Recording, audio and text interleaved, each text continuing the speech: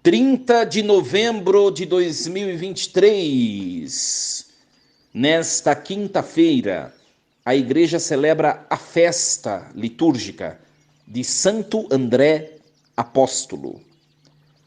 Em nome do Pai, do Filho e do Espírito Santo. Amém. Meus queridos filhos e filhas, muito bom dia, vos saúdo com a paz de nosso Senhor Jesus Cristo. Hoje nós celebramos a festa do apóstolo Santo André.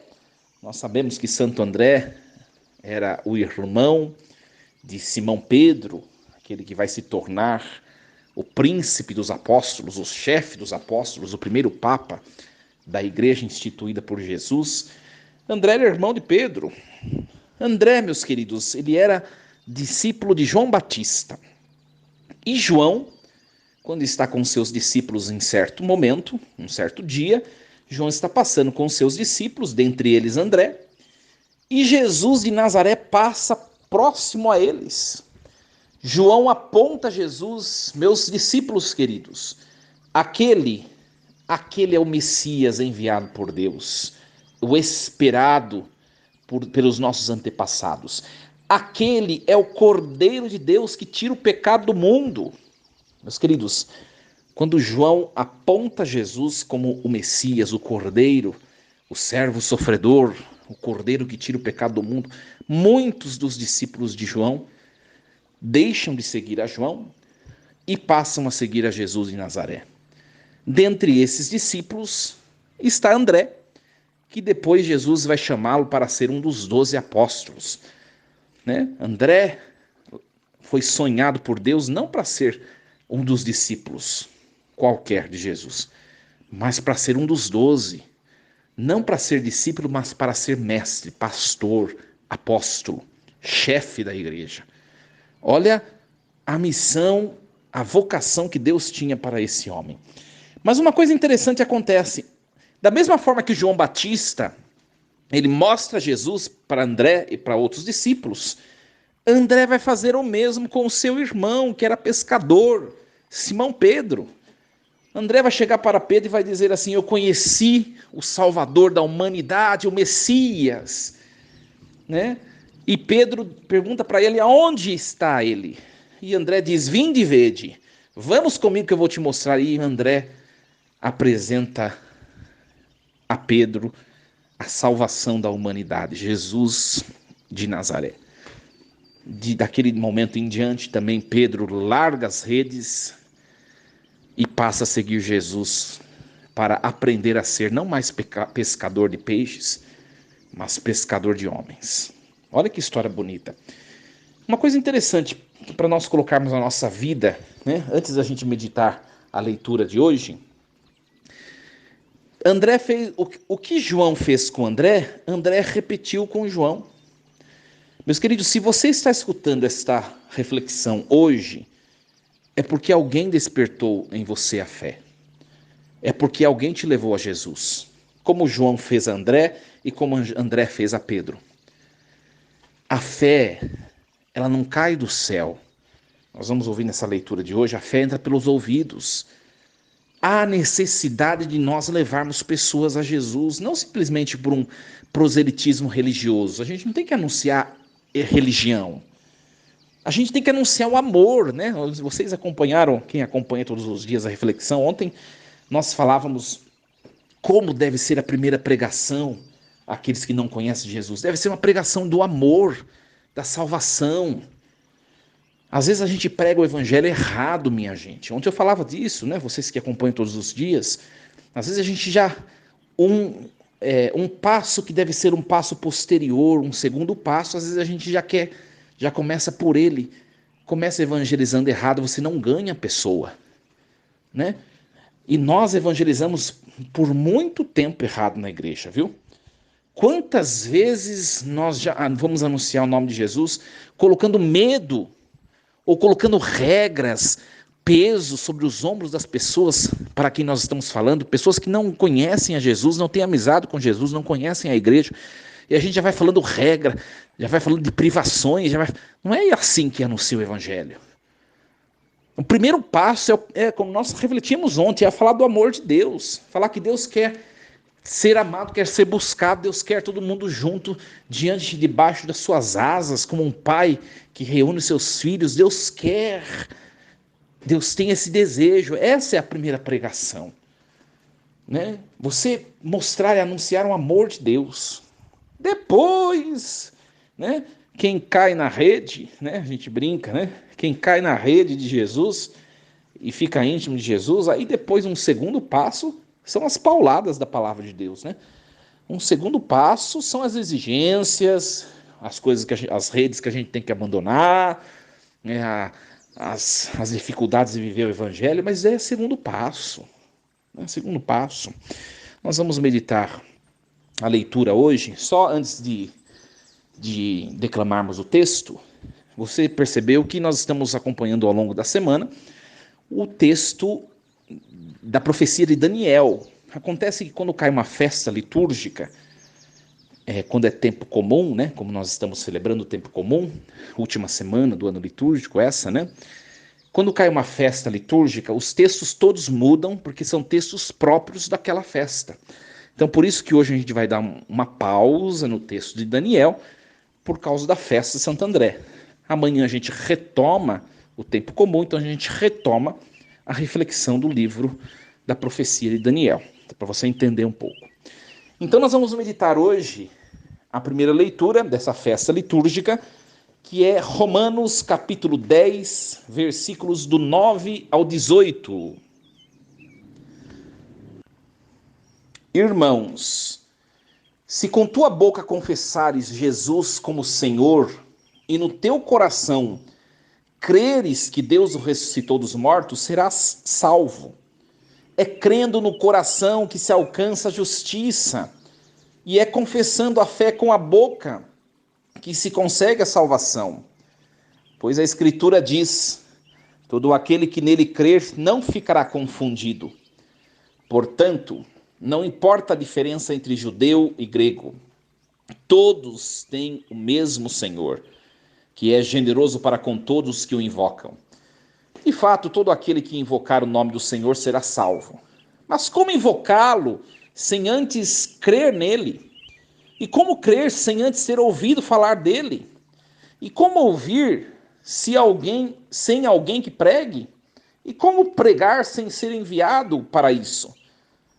Assim é que está escrito: quão belos os pés dos que anunciam o bem. Mas nem todos obedeceram à boa nova. Pois Isaías diz: Senhor, quem acreditou em nossa pregação? Logo, a fé vem da pregação, e a pregação se faz pela palavra de Cristo.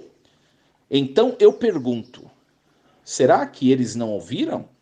Certamente ouviram, pois a voz deles se espalhou por toda a terra, e as suas palavras chegaram aos confins do mundo. Palavra do Senhor. Graças a Deus. Meus queridos filhos e filhas, eu gostaria de me deter num versículo que é o versículo 17. A fé vem da pregação, e a pregação se faz pela palavra de Cristo. Meus queridos, nós acompanhamos esse texto que, se nós queremos ser salvos pelo caminho ordinário, nós precisamos da fé, e a fé nós recebemos da igreja. Ou seja, nós precisamos da igreja. Tá? Não é a igreja quem salva é aquele que a igreja nos traz, ou nos transmite, que é Cristo. Ele nos salva. Mas ele escolheu uma via comum, ordinária, que é a fé que vem da igreja. Isso é escolha de Deus. Deus poderia salvar a humanidade de outros meios, não por meio de uma instituição que ele mesmo instituiu, criou. Mas ele escolheu desse jeito, né? Quem tem críticas, depois no dia do juízo, faça com Deus. Por que o Senhor quis que nós dependêssemos de igreja? Depois no dia do juízo você pode fazer essa crítica. Mas por enquanto nós não temos resposta. Ele quis assim. O que nos cabe é aceitar e buscar a via certa para a salvação, que é a via da fé. Ora, a fé nos é entregue pelo batismo. Ora, quem batiza? A igreja. É a igreja. Então, meus queridos, não tem fé sem igreja. Tem muita gente que a gente ouve, né? Geralmente quando as pessoas não querem compromisso com Deus, responsabilidade com Deus, por meio da igreja, as pessoas falam assim, eu rezo em casa. Eu sou uma mulher de fé, não preciso de igreja, de nada, eu tenho fé. Minha fé é grande, eu rezo. Não existe fé sem igreja. Guarda isso no seu coração. Abre bem os seus ouvidos, guarde na sua mente. Não existe fé sem igreja. Não existe. Isso é determinação divina. Está escrito aqui no versículo 17: a fé vem da pregação, e a pregação se faz pela palavra de Cristo. Quem é que prega? A igreja. Depois nós vamos ver que Paulo vai falar num dos seus textos, né? Se alguém prega uma palavra diferente da palavra do Evangelho de Jesus Cristo, mesmo que seja um anjo, seja excomungado ou anátema. Quer dizer o quê? É a igreja quem prega, e a igreja prega o que Cristo prega. Né? O que Cristo prega. Às vezes eu acabo debatendo as pessoas às vezes pensam que eu sou muito moralista, né? Estou partilhando com vocês, que são meus ouvintes. Quem me conhece de perto sabe que o moralismo está longe de mim. Se tem alguém que não é moralista, sou eu. Porque eu reconheço que eu sou o primeiro de todos os pecadores, o mais falho de todos. A questão é que, como sacerdote, eu não posso mudar o evangelho. Eu não posso mudar a palavra. Olha o que está escrito no versículo 17. A fé vem da pregação, e a pregação se faz pela palavra de Cristo. A pregação não se faz pelo que eu penso. A pregação não se faz pelo que eu vivo. Escuta bem o que o padre está falando. Se você é pregador da igreja, é catequista, é ministro da palavra, você exerce alguma função de liderança ou de anúncio da palavra, você não pode pregar você mesmo, nem o que você vive. Você tem que pregar a palavra de Cristo, mesmo que ela te machuque, mesmo que ela te fira, mesmo que ela te denuncie. E a fé que vai ser entregue para os fiéis que ouvem, a fé, ela entra na nossa vida pelo ouvido. E a fé que vai ser entregue à pessoa que ouve, ela vai vir da palavra de Cristo, não daquele que anuncia. Quando um padre prega, né, autenticamente o evangelho de Jesus Cristo, a voz que entra no ouvido dos fiéis e que carregam a alma dos fiéis de fé, não é a voz dele, é a voz de Cristo. Tudo que é diferente disso não vem de Deus. Para vocês entenderem um pouquinho como funciona. Como funciona? Esses dias eu compartilhei uma pregação, já falei isso para vocês, uma pregação do padre José Augusto, que estava falando da importância de ir à missa aos fins de semana. Ora, quem é católico não pode perder missa de fim de semana. Vai viajar, a primeira coisa que tem que programar é missa. Não dá para ir na missa, então não vai viajar. Amar a Deus sobre todas as coisas. Né? Vai para a praia? Tá bom. Nós vamos na missa na praia? Vamos. Então beleza, bora viajar. Não vamos na missa não, então não vou. Amar a Deus sobre todas as coisas. O padre José Augusto estava falando disso. E ele estava falando que faltar a missa em fim de semana é pecado mortal, é pecado grave. Se eu falto no fim de semana sem justificativa, quais são as justificativas? Doença, trabalho que não depende de mim, entendeu? Eu sou assalariado, tenho escala rotativa, não sei o quê. E outras coisas que acabam não dependendo da minha vontade, da minha iniciativa. Isso me isenta do pecado. Mas qualquer coisa diferente disso configura a ausência na Assembleia Dominical, configura pecado grave. E o padre José Augusto estava falando disso, eu postei esse vídeo dele, um irmão, né, um irmãozinho, que é filho de uma pessoa totalmente envolvida na igreja, que tem conhecimento da palavra de Deus, né, não posso revelar quem é, Mas esse irmão escreveu inbox para mim. Inbox não, escreveu no corpo do texto da postagem no YouTube e eu apaguei a postagem dele. Quem é você para mandar alguém para o inferno?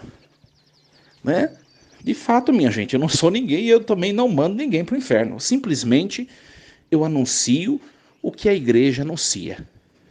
A igreja é mãe. Presta bem atenção. A igreja é mãe. Ela está dizendo assim, olha, é o mínimo necessário, filho, é você comungar, seja sacramentalmente ou se você estiver impossibilitado por alguma regra canônica, ao menos espiritualmente. Mas o mínimo, meu filho, é você comungar ao menos uma vez por semana. Se você fizer menos que isso, filho, você vai adoecer espiritualmente. A mãe igreja nos diz isso. O padre simplesmente está pregando isso. Agora, se você não é capaz de ouvir a palavra de Deus e de fazer uma adesão à verdade, mas você quer ouvir a sujeira que está na sua vida, deixe de ir na igreja. Por que você quer mudar a igreja? Tem muita gente que quer mudar a igreja, minha gente. Nós não podemos mudar a pregação que tem que ir nos mudando, nem que for até o último suspiro. Quanto é difícil nós vencermos os nossos ímpetos, os nossos pecados, os nossos vícios, as nossas manias, as nossas fragilidades, as nossas paixões, as nossas seduções. Mas eu não posso querer mudar a pregação da igreja porque eu não consigo viver a palavra. Pelo contrário. Por isso é necessário ouvir. Quantas vezes nós cometemos pecado grave? Ou acontece alguma coisa na nossa vida pessoal, familiar, e a gente vai na igreja e aquele que está pregando, o padre, prega uma palavra, parece que Deus está falando com a gente, e parece que a palavra nos machuca, nos faz sangrar. É isso mesmo que deve acontecer. Uma palavra profética. Uma palavra profética. Né? Então, minha gente, hoje, que a palavra de Deus nos faça, aliás, desperte em nós maior paixão pela evangelização, pela pregação, que nós, eu não sei você que está ouvindo, se você tem algum ofício na igreja de liderança, ou se você é ministro da palavra, ou se você é catequista, eu não sei, mas se você tem um ofício de ocupar a posição de Cristo na igreja, porque quem prega é Cristo, né? Se você é um catequista de criança da pré-catequese, você já é Cristo para ela, porque você está pregando. Se você exerce qualquer que seja o ofício, anuncie a verdade e o evangelho. Não anuncie a si próprio. Quando a gente começa a anunciar nós mesmos, o evangelho não produz vida na quem está ouvindo. Os frutos que podiam ser conquistados na vida de quem está ouvindo não são conquistados.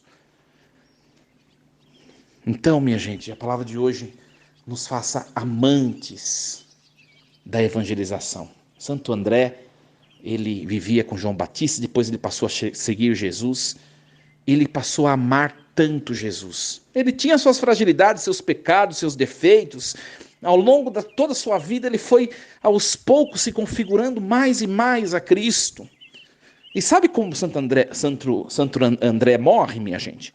Sabe qual foi a morte de Santo André? Ele foi crucificado, igual o mestre. Só que ele não se permitiu morrer igualzinho o mestre. Ele fez mesmo que o seu irmão Pedro. Pedro, o irmão de André, também foi crucificado em Roma. E Pedro, percebendo que iriam crucificá-lo igual o mestre, ele se achou indigno.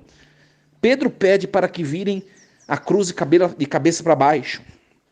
Não é? Conhecemos essa história, relatada pelos evangelhos apócrifos.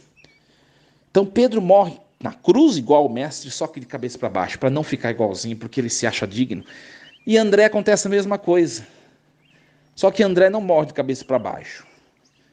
Ele é colocado de lado. Então, o pé da cruz e uma lateral da cruz encostou no chão. Então, a cruz ficou na lateral, em forma de X. Ele, crucificado, morre na diagonal. Cristo na vertical, André na diagonal. e Pedro na cruz invertida. A cruz é a mesma, a obediência e o seguimento, o discipulado do mestre é o mesmo, mas cada um tem a sua história.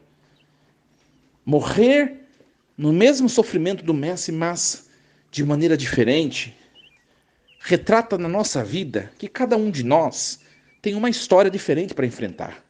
Mas uma coisa é certa, nós temos a mesma missão: vencer a nós mesmos, ir nos santificando, ir aperfeiçoando, ir amadurecendo dia a dia para chegarmos juntos, todos juntos, no reino dos céus. Eu não sei qual é a sua cruz.